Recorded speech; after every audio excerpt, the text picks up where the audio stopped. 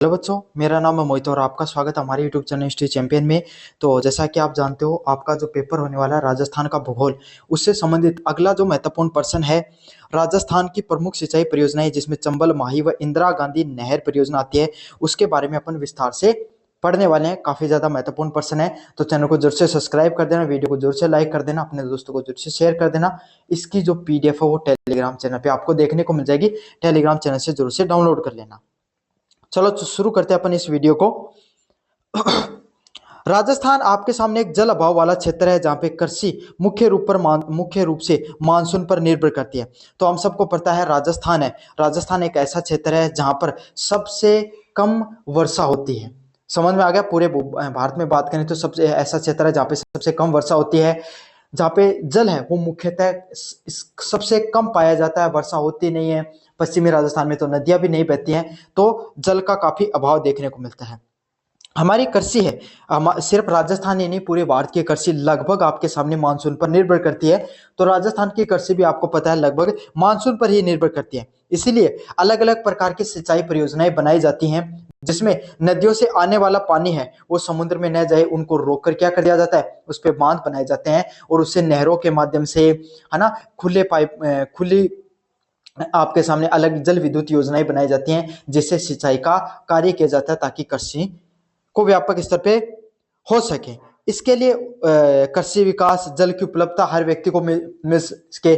जैसे आपके सामने जो बिशनपुर बांध है, जिसका मुख्यतः उपयोग है आपके सामने जो जयपुर का जो क्षेत्र है उसको पानी उपलब्ध कराने के लिए किया जाता है। तो अलग अलग प्रकार की परियोजनाएं चलती हैं जो जल उपलब्धता व कृषि की जो विकास के लिए उपयोग में आती हैं। साथ के साथ जो ये परियोजनाएं होती हैं वो समग्र अर्थव्यवस्था, मतलब अर्थव्यवस्था को भी आगे बढ़ाने में मदद करती हैं। जिसमें कुछ मुख्य परियोजनाएं हैं, चंबल, माही व इंदिरा गांधी जो नहर परियोजनाएं हैं, वो इन परियोजनाओं का मुख्य भाग है और इसको राजस्थान की जीवन रेखाओं के नाम से भी जाना जाता है इन सब परियोजनाओं को। तो शुरुआत करते हैं अपन पहली परियोजना से, जो है चंबल घाटी परियोजना। कौन सी परियोजना है? चंबल घाटी परियोजना है, वो सबसे प्रमुख परियोजनाओं में से एक परियोजना है। अच्छे से समझे। सबसे पहले बात करें अपन राजस्थान व मध्य प्रदेश की जो संयुक्त परियोजनाएं हैं। चंबल घाटी जो परियोजना है वो कौन से दो राज्यों की संयुक्त परियोजना है, आपको जानना बहुत जरूरी है। राजस्थान व मध्य प्रदेश की संयुक्त परियोजना है। आपको पता है भाई, जो चंबल नदी है वो मध्य प्रदेश से होते हुए राजस्थान में घुसती है। तो राजस्थान व मध्य प्रदेश ने संधि करके आपके सामने इस परियोजना का निर्माण किया है। और ये कहां पर है? तो आपको पता है चंबल घाटी परियोजना है तो चंबल नदी पर ही होगी। भौगोलिक महत्व की बात करें भाई, इसका भौगोलिक रूप से क्या महत्व है? बहुउद्देश्य परियोजनाएं, मतलब अलग अलग इसके उद्देश्य हैं, जिसमें से सिंचाई के काम आती है और जल विद्युत उत्पादन के काम आती है। तो एक तो सिंचाई के लिए, लोगों के जो कृषि के उत्पादन के लिए काम आती है, और जल विद्युत उत्पादन मतलब जल से आपके सामने पानी से विद्युत के निर्माण में भी कार्य आती है, काम आती है। बाढ़ नियंत्रण करना, मतलब भाई चंबल नदी आपके सामने, कोई भी नदी होती है, जब मानसूनी क्षेत्र आता है तो उसमें पानी का बहाव बढ़ जाता है। इसमें जो उसके जो निचले क्षेत्र होते हैं उसमें क्या होता है, आपके सामने बाढ़ देखने को मिलती है। तो बांध बनाने से यही होता है कि पानी क्या है, आप अपने हिसाब से व्यवस्थित तरीके से पानी को छोड़ सकते हो। तो इससे बाढ़ का नियंत्रण भी देखने को मिलता है और मृदा संरक्षण जैसे उद्देश्यों की भी पूर्ति करती है। साथ के साथ क्या आता है भाई, बाढ़ के साथ मिट्टी का बहाव देखने को मिलता है, या फिर आपके सामने जो नई मिट्टी है, मृदा संरक्षण का भी इसमें काम होता है। तो इसके सिर्फ एक ही काम नहीं है जो चंबल घाटी परियोजना के, इसके कई उद्देश्य होते हैं, जिसमें सिंचाई, जल विद्युत योजना, उत्पादन, बाढ़ नियंत्रण व मृदा संरक्षण जैसे कुछ बहु उद्देश्यों को पूर्ति करने का कार्य करती है। सिंचाई की बात करें आपके सामने, राजस्थान में कोटा, बूंदी, बारा और सवाई माधोपुर जैसे जिले में, तो कौन से क्षेत्र में इसका मुख्यतः प्रभाव देखने को मिलता है? अच्छे से याद कर लेना, कोटा, बूंदी, बारा व सवाई माधोपुर जिलों में इसका सबसे ज्यादा महत्व देखने को मिलता है। कौन सा? कोटा, बूंदी, बारा व सवाई माधोपुर। अच्छे से इन नामों को याद कर लो, इन क्षेत्रों में इसका सबसे ज्यादा महत्व देखने को मिलता है। इन सब जिलों में लाखों हेक्टेयर की जो सिंचाई होती है उसको प्रदान करने का कार्य करती है। सब इन सारे क्षेत्रों में सिंचाई जो क्षेत्र है वहां पर करने का कार्य करती है, जिसमें गेहूं, सरसों, चना जैसी जो फसलें होती हैं उसका उत्पादन भी बढ़ता है। और तो इसके साथ क्या क्या देखने को मिलता है? गेहूं हो गई, सरसों हो गया, चना हो गया, जैसी जो फसलें होती हैं इसका उत्पादन है वो आपके सामने क्या होता है, इसका उत्पादन वो बढ़ाने का कार्य करती है। समझ में आ गया? क्योंकि पानी मिलता है तो नकदी फसलें मुख्यतः आराम से पानी से ही होती है, तो यहाँ पर इन सब फसलों का उत्पादन होता है। कौन कौन सी आपके सामने यहाँ पर मुख्यतः जो बांध देखने को मिलते हैं, तो गांधी सागर जो बांध है वो मध्य प्रदेश में देखने को मिलता है, सबसे बड़ा बांध भी है इस परियोजना का। राणा प्रताप सागर बांध, ज्वार सागर बांध और कोट बैराज जैसे राजस्थान के बांध देखने को मिलते हैं। तो चित्तौड़गढ़ में आपके सामने राणा प्रताप सागर बांध और ज्वार सागर बांध है, वो भी चंबल नदी के ऊपर ही देखने को मिलते हैं। अच्छे से याद कर लेना, कंपटीशन के एग्जाम में भी ये प्रश्न पूछे जाते हैं भाई, गांधी सागर, राणा प्रताप सागर और ज्वार सागर बांध कौन सी नदी पर देखने को मिलते हैं। साथ के साथ इसी नदी के लिए कोटा जो क्षेत्र है उसको शहरी क्षेत्र को पानी को उपलब्धता करवाने के लिए कोटा बैराज भी बनाया गया है। जो ये बांध क्या करते हैं, आपके सामने बांधों से जल विद्युत संयंत्र और राज्यों को सस्ती बिजली प्रदान करने का भी कार्य करते हैं। तो इससे क्या होता है, आपके सामने जो राज्य होते हैं उनको सस्ती बिजली भी प्रदान होती है, और आपके सामने जो बांध होते हैं उससे जल विद्युत संयंत्र होते हैं उनका भी निर्माण होता है आपके सामने। अगले वाला महत्वपूर्ण पॉइंट है इसमें भूमि कटाव नियंत्रण। साथ साथ इसका क्या काम होता है, यह भूमि के कटाव को रोकने का भी कार्य करती है। चंबल नदी द्वारा निर्मित गहरे गड्ढे बीहड़ को कम करने के लिए वह कृषि योग्य भूमि को बचाने में भी मदद करती है। तो चंबल नदी क्या करती है, चंबल नदी के द्वारा जो गहरे गहरे जो गड्ढे होते हैं, आपको पता है चंबल नदी अब ब्रंश घाटियां निर्माण करने के लिए प्रमुखता जानी जाती है। तो उससे क्या जो बीहड़ का निर्माण होता है, और बीहड़ ऐसा क्षेत्र होता है जहां पर क्या हो सकती है, कृषि की उपलब्धता बिल्कुल भी नहीं हो सकती, आप कृषि बिल्कुल भी नहीं कर सकते हो। तो उस क्षेत्र को, बीहड़ वाला क्षेत्र है, उसको क्या कर किया जाता है, उस नदी को आप बांध के माध्यम से रोकते हो, पानी को रोकते हो, तो वो बीहड़ का निर्माण कम करती है और उसी पानी को आप कृषि के लिए उपयोग में ले सकते हो। तो ये क्या करती है, कृषि के उपयोग योग्य जमीन को भी निर्माण करने का कार्य करती है। अगले वाले पॉइंट की बात करें, औद्योगिक विकास। सिंचाई और बिजली की उपलब्धता से संबंधित क्षेत्रों में कृषि आधारित व अन्य उद्योगों का भी विकास को बढ़ावा मिलता है। साथ साथ क्या होता है, सिंचाई व बिजली की उपलब्धता, मतलब आराम से सिंचाई हो सकती है, आराम से आप बिजली की उपलब्धता हो सकती है, इसलिए इन क्षेत्रों में क्या की जा सकती है, कृषि आधारित जो अन्य उद्योग हैं उसका भी विकास देखने को मिलता है। जो कृषि आधारित उद्योग हैं उनको भी मुख्यतः इनमें विकास होता है इससे। तो ये थी आपके सामने जो मुख्यतः चंबल घाटी परियोजना, काफी ज्यादा महत्वपूर्ण परियोजना है, जिसमें आपके सामने जो एक बार फिर से रिवीजन करवा देता हूँ, राजस्थान व मध्य प्रदेश की संयुक्त परियोजना है। काम क्या आती है, जल विद्युत सिंचाई के लिए, जल विद्युत उत्पादन के लिए और बाढ़ नियंत्रण का इसका मुख्यतः काम है। कौन से क्षेत्रों में फैली हुई है, कोटा, बूंदी, बारां व सवाई माधोपुर जो जिले हैं वहां पे इसका फैलाव देखने को मिलता है। बांध की बात करें चंबल नदी परियोजना पर, गांधी सागर बांध, राणा प्रताप सागर बांध, ज्वार सागर बांध व कोटा बैराज जैसे आपके सामने प्रमुख बांध है वो देखने को मिलते हैं। इसका महत्व क्या है, आपके सामने जो चंबल नदी की विशेषता है कि वो बीहड़ का निर्माण करती है, उन बीहड़ को आपके सामने रोककर कृषि का बढ़ावा देने में मदद करती है। समझ में आ गया आपके सामने। अब अगली जो सबसे मुख्य परियोजना है राजस्थान की, माही बजाज सागर परियोजना। कौन सी, माही बजाज सागर परियोजना है, उसके बारे में विस्तृत रूप से पढ़ेंगे, जो माही नदी के ऊपर बनी हुई है। तो आपको पता है भाई माही नदी है, उसकी विशेषता यही है कि वो 2 बार कर्क रेखा को काटती है, पूरे भारत की एकमात्र ऐसी नदी है। राजस्थान व गुजरात की संयुक्त परियोजना है। तो माही परियोजना कौन से दो क्षेत्रों की, 2 राज्यों की है, राजस्थान व गुजरात की संयुक्त परियोजना है, जहां पर माही नदी पर बांसवाड़ा जिले पर बनी, और ये परियोजना कहां पर बनी हुई है, बांसवाड़ा जिले में ये परियोजना बनी हुई है। तो अच्छे से याद करो, राजस्थान व गुजरात की परियोजना है और कहां पर, बांसवाड़ा जिले में ये देखने को मिलती है।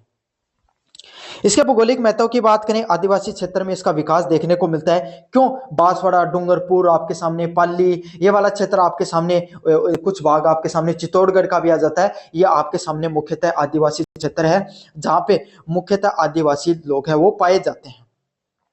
वे विशेष रूप से दक्षिणी राजस्थान के आदिवासी बहुल क्षेत्र डूंगरपुर और बांसवाड़ा की जीवन रेखा कहा जाता है। माही नदी को क्या, डूंगरपुर व बांसवाड़ा की जीवन रेखा के रूप में भी जाना जाता है। क्यों भाई, क्योंकि ये माही नदी जहां से बहती है वहां से आपके सामने काफी ज्यादा वन संपदा का निर्माण करती है, खनिज वहां से निकलते हैं, साथ के साथ कृषि भी भाई, नदी निकलती है तो अपने साथ जनजीवन का निर्माण करती है, उद्योग उससे निर्मित होते हैं और वहां से लोग कृषि भी करते हैं। इसीलिए डूंगरपुर व बांसवाड़ा का जो क्षेत्र है आदिवासी बहुल क्षेत्र है, जहां विकास की पहुंच अभी भी नहीं पहुंच पाई है, उस क्षेत्र में माही नदी है, उनके जीवन यापन के लिए क्या करती है, जीवन रेखा का काम करती है। इसमें से उन क्षेत्रों में कृषि विकास व गरीबी उन्मूलन के महत्वपूर्ण भूमिका निभाई है। तो इस क्षेत्र में कृषि का निर्माण करने में और गरीबी को हटाने में और जो विकास करने में इसकी प्रमुख भूमिका रही है। तो इन जो क्षेत्र हैं इसमें भाई कृषि का विकास भी माही नदी की वजह से हुआ है। भाई नदी निकलती है तो क्या होता है, नदी की वजह से बहुत ज्यादा लोग उसके किनारे बसते हैं, अब पानी की उपलब्धता होती है तो कृषि का भी निर्माण होता है।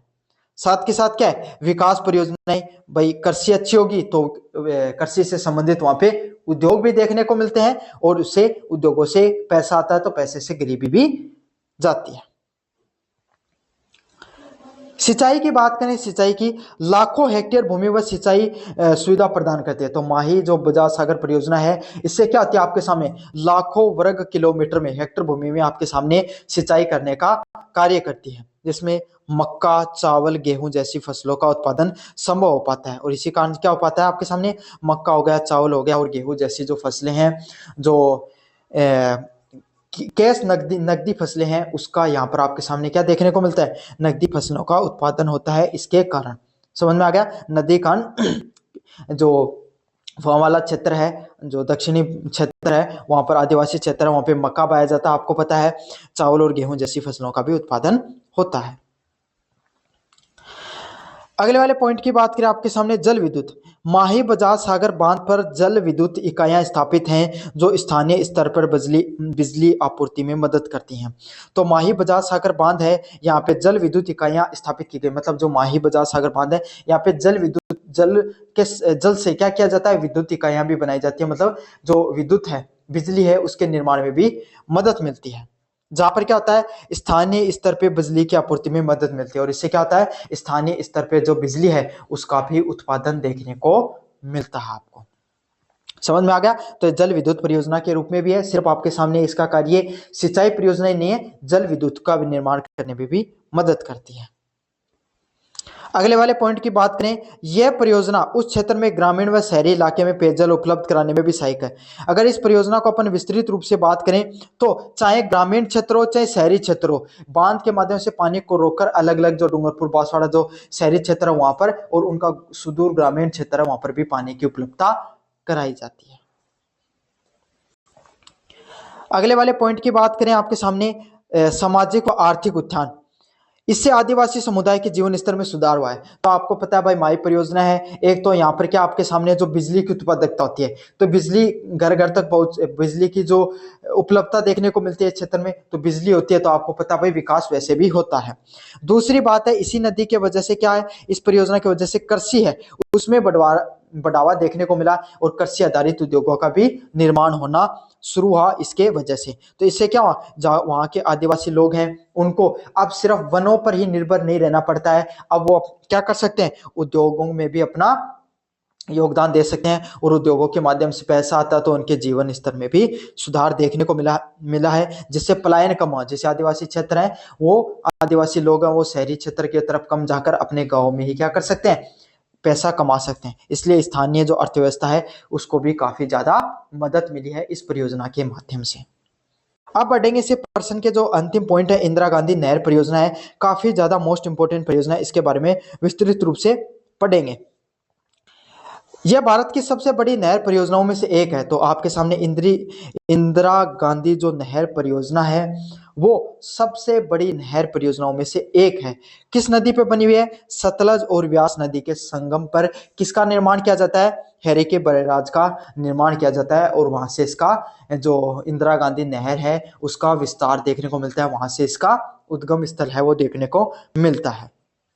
समझ में आ गया, अच्छे से याद करो। सतलज व व्यास नदी है उसका जो आपके सामने संगम है जहां पर ये दोनों मिलती हैं दोनों नदियां, वहीं से आपकी किस जो हरिके बैराज है उसका निर्माण किया गया है और उसी बैराज से इसका उद्गम स्थल देखने को मिलता है। मतलब एक बांध टाइप बना दिया गया है, वहां से एक नहर का निर्माण किया है।